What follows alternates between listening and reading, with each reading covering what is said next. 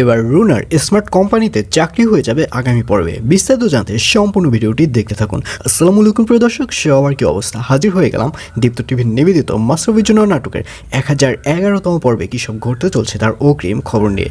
এই পর্বে আপনারা দেখতে পারবেন এবার সকাল সকাল রুনাকে দেখা যাবে সে স্মার্ট কোম্পানিতে যাবে স্মার্ট কোম্পানির চেয়ারম্যান স্যারের সাথে চাকরির ব্যাপার নিয়ে কথা বলার জন্য।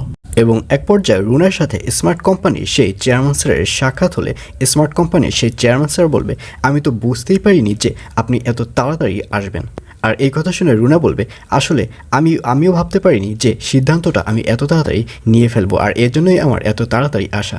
তখন সে স্মার্ট কোম্পানির চেয়ারম্যান স্যার খুশি হবে। সে বলবে, আসলে আমরাই তো আপনাকে সরাসরি অফার করেছি আমাদের কোম্পানিতে চাকরি করবার জন্য, আর যার কারণে আপনার কোনো প্রতিযোগী থাকছে না। তবে আমরা ফর্মালিটি হিসেবে আপনার কিছু ইন্টারভিউ নিতে চাই। আর এই কথা শুনে রুনা বলবে, অফকোর্স নিতেই পারেন। এবং এক পর্যায়ে সেই চেয়ারম্যান স্যারকে দেখা যাবে সে রুনাকে যে প্রশ্নগুলো করবে প্রত্যেকটা প্রশ্নের উত্তরে রুনা খুব ভালোভাবেই দিতে পারবে। এবং এক পর্যায়ে সেই চেয়ারম্যান স্যারকে দেখা যাবে সে রুনার চাকরিটি ওই অফিসে কনফার্ম করে দেবে। আর অন্যদিকে সাগরকে দেখা যাবে সে তুতুলের নিষেধ করা সত্ত্বেও সে তুতুলদের বাড়িতে আসবে।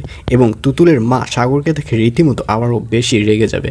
এবং তুতুলের মাকে দেখা যাবে সে সাগরকে আবার অপমানিত করে বাড়ি থেকে বের করে দিবে।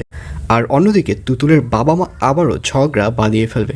অর্থাৎ তুতুলের মাকে দেখা যাবে সে তার বাবাকে বাজার করে আসার পর তাকে মিনি বিড়াল বলবে।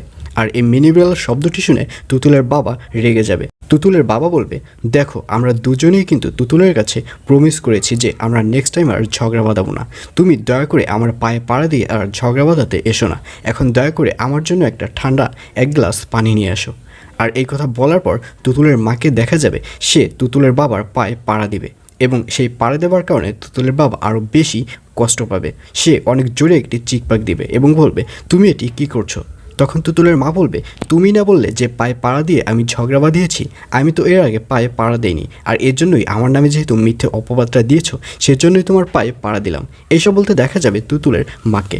আর এছাড়াও থাকবে আরও আশ্চর্য সকল ঘটনা। সুতরাং সবাইকে মাস্টারপির জন্য নাটকের আগামী পর্ব দেখার আমন্ত্রণ রইল।